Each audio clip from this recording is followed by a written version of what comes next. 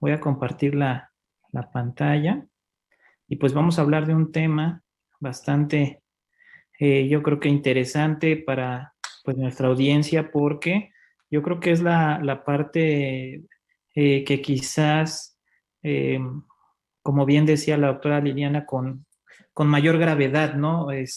Enfrentamos dentro de la patología venosa ya los pacientes que tienen úlceras, ¿no? Entonces, es muy importante que tengamos en cuenta que, pues, listo, que vamos a estar ante un panorama muy difícil, ¿no? Al encontrarnos con una úlcera varicosa.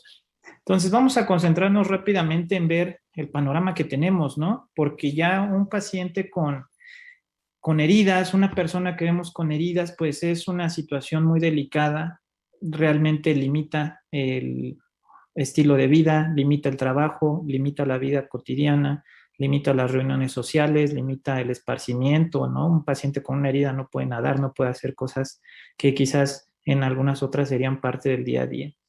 En el contexto de las personas que tienen enfermedad venosa, a veces el único tratamiento asociado es la compresión, ¿no? Dependiendo de la valoración que haga un profesional de esta piernita con una úlcera, a veces la compresión es el tratamiento inicial y el que siempre va a acompañar en todo este proceso. Entonces, comprimir una úlcera realmente es difícil. Son heridas con exudado abundante, entonces es más frecuente que tenga una inadecuada compresión porque se está mancha y mancha el vendaje. Entonces, todo eso tiende a crear mucha desesperación en las personas que desarrollan, esperemos nunca desarrollar alguna úlcera, pero si es así, al ponernos en su lugar, obviamente visualizamos un panorama delicado, ¿no? A lo mejor si trabajamos y estamos con una úlcera que nos está manchando a cada rato, por supuesto que nos va a limitar en nuestro día a día. Algo muy importante que quiero señalar desde un inicio, porque obviamente con una herida en lo inmediato que pensamos es cómo cubrirla, cómo taparla. Sí hay que entender que no contamos con un apósito y apósito se le llama a cualquier cubierta que se coloque sobre la herida. Parches, esponjas, infinidad de cosas. No hay ninguno que sea ideal porque seguramente mis compañeros profesionales han escuchado muchas historias de pacientes que me dicen con este parche fue el bueno, este parche fue el que me sacó adelante a mí, a otra persona, etcétera, etcétera. Entonces empieza a pasar información y se empiezan a consumir cubiertas o apósitos que quizás no funcionan de la misma manera en todos los pacientes. Entonces, no hay un apósito ideal, no hay una cubierta ideal, todo esto se va a elegir en base a varias cosas que vamos a ver ahorita. Y el punto más importante para tratar una úlcera, sin duda alguna, va a ser que llevemos un tratamiento y que llevemos un seguimiento.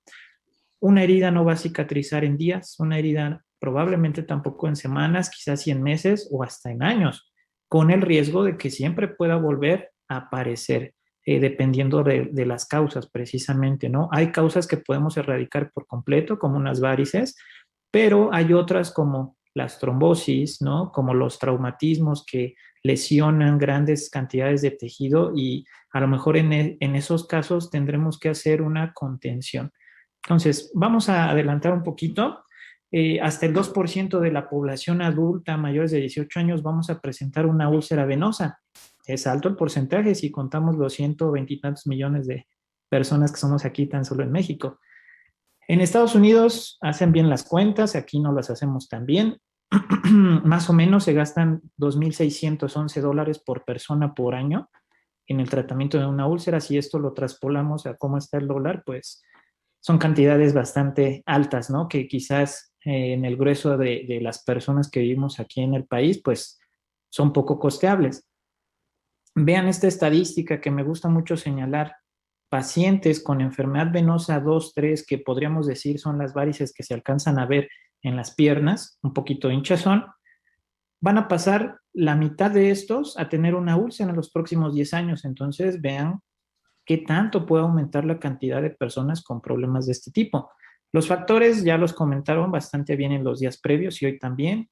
La edad, la obesidad, la herencia.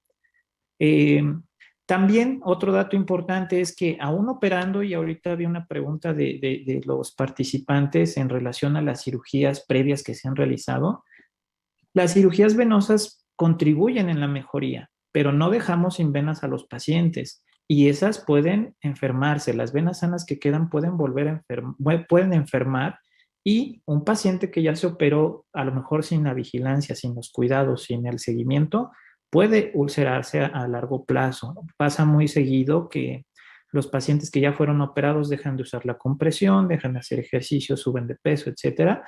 Esos son factores para que puedan avanzar a una úlcera. Entonces vean que el porcentaje no es nada bajo, hasta 47%. El tratamiento va muy de la mano con la enfermedad venosa. Obviamente estamos hablando de que las úlceras son el escalón más alto, así es que tenemos que llevar con mayor apego, con mayor ahínco todos estos cambios en el estilo de vida, en la dieta, los ejercicios recomendados, ¿no? Que son en un inicio ejercicios sencillos y dependiendo del tipo de pacientes, si son pacientes jóvenes, podemos pedirles un poquito más de actividad física. Si son pacientes o personas con una limitación en relación a que la rodilla, la cadera, algún problema de columna, bueno, tendremos que adecuar los ejercicios a cada una de estas personas. Por eso es muy importante que más que acudir forzosamente con un angiólogo, nos vean como unos asesores en todo este proceso, porque todas estas dudas que pueden aparecer en el día a día, en el seguimiento, podemos ir resolviéndolas, ¿no? ¿Qué tanto ejercicio podemos hacer? ¿Cuál sí, cuál no? ¿Cuál nos ayuda más? ¿Qué tipo de alimentos ayudan? ¿Qué tipo de alimentos no? ¿Qué tipo de compresión utilizar? Que eso también es sumamente importante y ahorita lo vamos a señalar. En cuanto a la compresión, vean esta imagen, es muy sencilla de explicar. Esta es la pierna, aquí tenemos, digamos que estas son las venas. Sin la compresión, vean cómo la vena se dilata, se hace más grande, es mecánica simple. Y con la compresión, vean cómo esa vena por dentro está disminuida en tamaño. Entonces, el fundamento de la compresión es que estas venas estén finalmente con compresión para que no se puedan aumentar en tamaño y no generen presión sobre el resto de los tejidos de la pierna. Obviamente, al ocasionar la compresión, relajación de los tejidos, las células empiezan a tener un afrontamiento y esto por distintos mecanismos ya microscópicos, moleculares, va a disminuir esto, la hipertensión venosa. Ese es el objetivo de la compresión y en lo particular a mí me gusta mucho señalárselo a los pacientes porque si entendemos el fundamento de esto, vamos a tratar de apegarnos un poquito más a este tratamiento que, como les decía, es el que va a acompañar en todas las fases de la enfermedad venosa, teniendo o no teniendo úlceras. La compresión hay de muchos tipos, no me voy a detener en esto. Hay vendajes ya especiales, vean aquí cómo están unas tachecitas marcadas que el manual dice que si esta tachecita y el círculo está bien redondito y simétrico, está bien puesto el vendaje. Hay otros vendajes, estos son mixtos, multicapa. Estos son vendajes inelásticos que tienen óxido de zinc, que nos ayuda a mantener hidratado y a darle un confort a heridas que puedan aparecer y que sean de difícil control por exudado, por secreción, por dolor. Nos ayuda a controlarlas, pero sabiendo bien en qué momento utilizarlas. No se ocupan siempre, ni por periodos prolongados, ni cada que vaya a salir una ulcerita nueva, o otra vez ahí el vendaje no elástico, ¿no? La venda con óxido de zinc. Eh, Otros tipos de compresión, como les decía, vendajes mixtos. Nosotros, dentro de nuestra formación, nos sometemos a talleres de vendajes donde nos explican cómo se colocan, cómo se quitan, cómo se manejan. ¿Para qué? Para que podamos entender también cómo funcionan y cómo nos sentimos al utilizar estos, ¿no? También ponernos un poquito en el lugar y saber qué tanto podemos aguantar un vendaje, saber qué tanto se puede llevar este tipo de tratamientos. Aparte de la compresión, el tratamiento quirúrgico cuando el paciente o la persona lo tiene indicado es indudable. Es decir, si nosotros como profesionales hacemos un ultrasonido, vemos que la anatomía se va a ver favorecida con un procedimiento, por supuesto que al hacer el tratamiento vamos a disminuir la presión sobre las zonas de tobillo y talón, que es donde más se presentan las úlceras, y vamos a mejorar la dinámica venosa para que la sangre pueda subir más rápido y no estancarse y no lastimar la piel. Pacientes con procesos severos que después de una cirugía vean, y eso es algo real que tenemos que entender, la cirugía tiene un propósito de corrección, no estético en un inicio. Los cambios en la piel, porque las venas, las varices van pegadas a la piel prácticamente, van a ser lentos y vamos a llevar una recuperación lenta, pero bien hecha una cirugía, bien llevada a cabo, bien planificada, podemos tener resultados bastante buenos. ¿Por qué? Porque disminuimos la presión de las venas en las piernas y en la parte más baja. Yo le comento mucho a mis pacientes que pues el tener varices es producto de estar de pie toda la vida. No hay animalitos que veamos en cuatro patas que anden con varices, ¿verdad? Porque distribuyen bien su peso, nosotros no. Entonces, vean casos de pacientes con úlceras donde aparecen en las zonas más bajas, donde se localizan en las regiones donde no hay tanto músculo, donde no hay una piel tan elástica, donde no hay tejido que la pueda proteger. Entonces, en estos pacientes, ¿qué hacemos? La evaluación previa que ya hemos visto en las pláticas, iniciamos un tratamiento de inmediato y si requiere cirugía para liberar esa presión, procedemos a realizar. También algo que pasa muy a menudo es en personas que ya presentan úlceras y que ya cerraron porque eh, llevaron distintos manejos asociados o llevados a cabo por especialistas o por otro tipo de médicos, pero en pacientes que ya cicatrizaron úlceras, vean cómo queda la piel, está latente el riesgo de que se vuelva a hacer otra úlcera, entonces hacemos nuestra evaluación, nuestro rastreo, si requerimos estudios complementarios para ver si no hay coágulos o algunas otras situaciones más complicadas en segmentos más altos como en la pelvis, en el abdomen, los realizamos antes de proceder a realizar tratamiento quirúrgico. El tratamiento farmacológico, los flebotónicos que utilizamos o las pastillas que utilizamos para acompañar el manejo son buenos porque nos ayudan en disminuir el dolor, en disminuir un poquito la carga venosa, ayudan microscópicamente a dar un poquito de fuerza a las venas. El manejo quirúrgico, si está indicado, va a ser en la mayoría de los casos resolutivo o nos va a ayudar a controlar y al cierre de la úlcera, pero me quiero enfocar también en distintos tratamientos que uno como paciente se va a encontrar en muchos lados, porque generalmente cuando nos encontramos con un problema de este tipo, los pacientes ya fueron con el médico general, con el vecino, con algún otro conocido que tuvo este problema previo y empieza a haber una serie de recomendaciones que se van pasando y que no todos esos tratamientos van a tener un resultado favorable o que hasta la fecha no hemos visto que nos ayuden, como cuáles. Bueno, ahorita me voy a adelantar a enfocar un poquito en el tratamiento de la herida. Vean este cuadro, nosotros tenemos como ciertos algoritmos o directrices para poder evaluar una herida y poder elegir parches y apósitos necesarios para todo esto. Esto que se llama TIME son las siglas de estos 4 puntos que son muy importantes para evaluar las características del tejido en una úlcera, la presencia de infección o de inflamación, el equilibrio de humedad. Una úlcera no debe estar seca ni debe estar mojada. Debe estar en un equilibrio, en un punto medio para que podamos llevarla a que el tejido que se forme pueda cerrar, pueda afrontarse. Y favorecer el avance de esos bordes. Las heridas generalmente cierran desde los bordes hacia el centro, nunca del centro hacia afuera. Entonces, para evaluar todo esto, vamos a ver distintos elementos, vamos a evaluar, vamos a desbridar o quitar tejido que ya no sirva, que no nos ayude, uso de antimicrobianos, uso de apósitos diferentes o utilización de agentes biológicos o otro tipo de terapias que ahorita vamos a señalar. Hay otras siglas que utilizamos también donde vemos una evaluación un poquito más integral. ¿Para qué? Para evaluar varios puntos.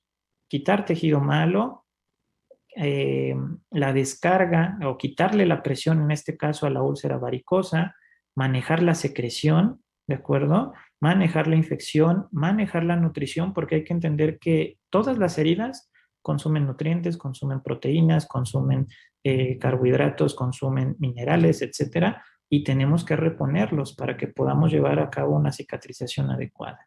Tenemos que ver, como bien comentaba la doctora Vanessa, que no se trate de úlceras que también tengan un factor arterial, que el otro tipo de tubería esté dañada. Y tenemos que apoyarnos en técnicas, en tecnología, ¿de acuerdo? Y obviamente el control de la hinchazón, porque cuando hay una úlcera, generalmente el pie va a estar hinchado porque está sometido a una presión excesiva. Como les decía, el apósito ideal que debería tener todo esto no existe. ¿Por qué? Porque no hay paciente que se repita. Cada paciente es único y diferente. Entonces, ¿podemos ocupar un apósito en un grupo de pacientes? Sí, pero no en todos. ¿De acuerdo? Vean, estos son solo algunos, con plata, la mayoría. Unos están más porosos que otros, otros tienen varias capas. Este es como un tipo de esponja. Tienen zonas de adhesivo o sin adhesivo, con o sin plata. Todos estos nos ayudan a controlar la secreción, el llamado exudado, y a controlar infección. Ahora, algo que les quiero poner, esto es la evidencia en lo que nosotros nos basamos para hacer una receta, para indicar un tratamiento. Dressings, todas las cubiertas, esos apósitos, vean la evidencia que tiene. Baja, muy baja, muy baja. Y esto está tomado de las guías para tratamiento de úlceras venosas. Todo esto no quiere decir que no sirva, pero sí quiere decir que por sí solo no nos va a dar la curación total. Entonces tenemos que sumar compresión, tenemos que hacer tratamiento quirúrgico si es necesario, tenemos que utilizar apósitos para el cuidado de la herida, tenemos que hacer una buena limpieza de la herida, tenemos que hacer actividad física y todas las medidas y cuidados de higiene venosa que señalamos previamente. Otra opción, han escuchado que retiran sangre, les toman una muestra de sangre, las ponen a centrifugar y les inyectan el plasma en la úlcera para que cicatricen. La evidencia también por sí solo es bajo. Entonces, geles con ácido hialurónico o moduladores de proteasas, que son pomadas que nos ayudan a deshacer tejido con el hecho de entrar en contacto, se llama debridación enzimática, es decir, como si se comiera el tejido no viable poco a poquito la pomada, por sí solas tienen una evidencia de cierre de la herida baja. Otros dispositivos que seguramente todos hemos escuchado que nuestros pacientes se han sometido a estos, electroestimulación, electromagnetismo, obviamente no tenemos una evidencia actual porque no hay estudios que se hayan hecho donde se certifique que esto me va a ayudar al 100% a un cierre de la úlcera. ¿Vale? Terapias con ultrasonido, la misma historia. Terapia de presión negativa, aquí hay un poquito de evidencia, esto me gusta mucho señalarlo tanto para colegas como para pacientes. Hay aparatos que hacen succión para controlar la hinchazón, para evitar que se acumule mucha secreción en las heridas. Y vean, hay veces que se han hecho hasta injertos de piel, se colocan estos dispositivos para controlar la secreción y ayudan a que el injerto de piel se pegue, se adoce, se integre al tejido de la herida que previamente tuvimos que haber preparado para que cierre la herida. Aún así, haciendo solo esto, la evidencia de que mejoren es baja. Todo esto, ¿por qué lo comento? Porque todo esto son gastos, todo esto son dinero que nosotros como pacientes vamos a ir con un médico que a lo mejor no tiene eh, la formación para el manejo de heridas completa. Entonces hay que entender que no solamente vamos a requerir una sola terapia, vamos a requerir el conjunto de herramientas para poder llevar a cabo esto. Vean también qué pasa. Puro ejercicio no sirve. Suplementos nutricionales, no hay evidencia. Fisioterapia, baja la evidencia. Control de peso por sí solo también, ¿no? Una persona que solo baje de peso y no se cuide su herida y no use compresión y no funciona tampoco, ¿vale? Entonces vean, es un mar de aparatos, medicamentos, apósitos. ¿Y por qué? Decimos que cuando hay muchos de todo, es porque ninguno controla todo, ¿verdad? No, ninguno controla todos los factores. Entonces, tenemos muchísimos dispositivos, pero el paciente es uno, entonces vamos a tener que hacer una elección adecuada y eso sí hay que confiar en su médico especialista para que vayamos de mano a mano llevando esto. Como conclusión, tecnologías siempre son coadyuvantes. No va a suplir a la evaluación del profesional que evalúa el paciente, un diagnóstico correcto y sobre todo esto, el apego, que al iniciar un tratamiento llevemos continuidad. Las heridas son gran parte de nuestro trabajo, no son eventos menores para nada. ¿Por qué? Porque nosotros como pacientes no nos vamos a acordar de una cirugía, nos vamos a acordar si la herida cerró o no. Entonces, es la cerecita del pastel. Si hacemos bien todo esto, creo que vamos a tener buen éxito. Espero haya sido de utilidad. Muchas gracias.